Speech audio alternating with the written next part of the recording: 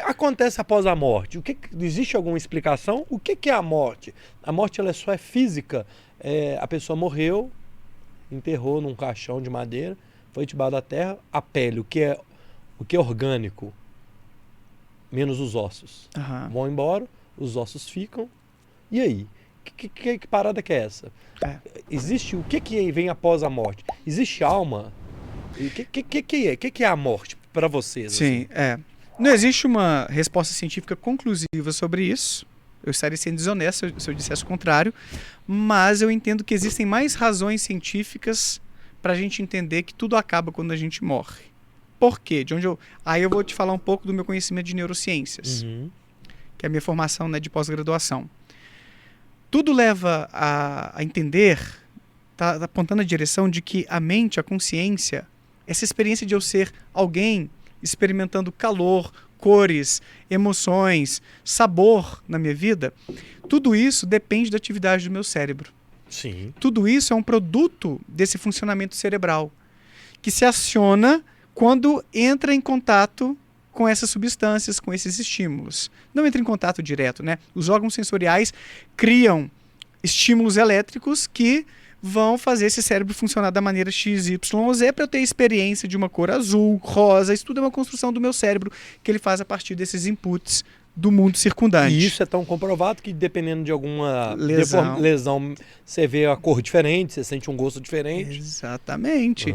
Tem duas regiões, na verdade é uma estrutura que é bilateral, né? A gente tem duas no encéfalo que são as amígdalas. Não essas aqui, tá? As amígdalas cerebrais, que estão mais ou menos nessa altura. Se uma pessoa tem uma lesão ali, por exemplo, uma calcificação das amígdalas, elas perdem o medo, a noção do perigo, como a gente fala, né?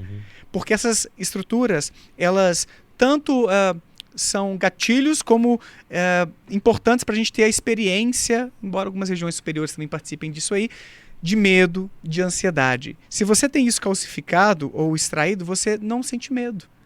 Você não consegue, você tem dificuldade de reconhecer o medo na face de outra pessoa. Igual você teve uma face agora de surpresa, né?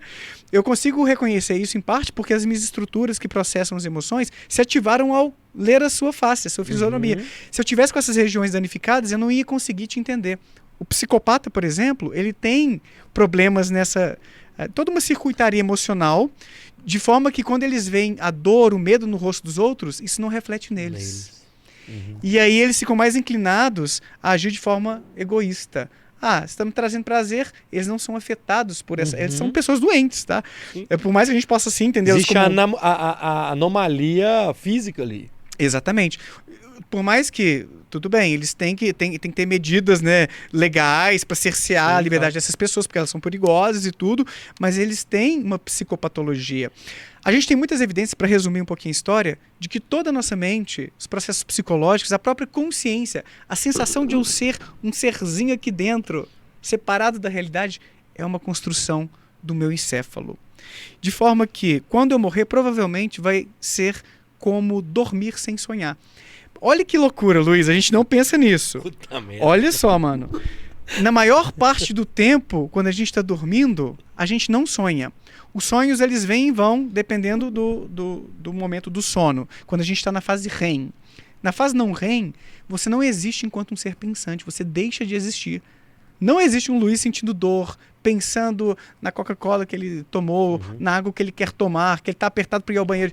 Não tem essa experiência. E ele está à mercê do mundo ali. Uma pessoa pode entrar ali no meu quarto e me matar, eu nem vou saber. Nem vai saber. Morreu tranquilinho da vida, sem sofrer. Então, momentaneamente, todos os dias a gente deixa de existir enquanto seres pensantes. Só que aí o nosso cérebro religa a nossa consciência durante os sonhos, em ciclos, algumas vezes durante a noite, e religa quando a gente acorda. E aí a gente volta a existir. Eu sou o Daniel, eu tenho essa identidade, eu tenho essas lembranças, eu tenho essas intenções, propósitos na vida. Mas por isso que eu falo que, e outras pessoas já falaram coisas parecidas, não que seja uma coisa super original minha, a morte é como um sono sem sonhos. Você deixa de existir e nem sabe que deixou de existir. É sacanagem, velho, porque se o ateu tiver certo, se uma pessoa naturalista, cética como eu, estiver certa, não vai nem poder comemorar que, acertei, tava vendo, eu tava certo. Você não vai, eu não vou existir pra saber. Você não vai ter essa resposta, né? Exatamente. Mas tudo bem, eu não sou uma pessoa vaidosa, não. Cara, velho, isso é muito louco. É muito doido. Mas eu torço pra estar errado, tá, Luiz? Porque eu quero viver para sempre. A eternidade parece legal. Se for um Deus bondoso. E justo. Cara. Ô,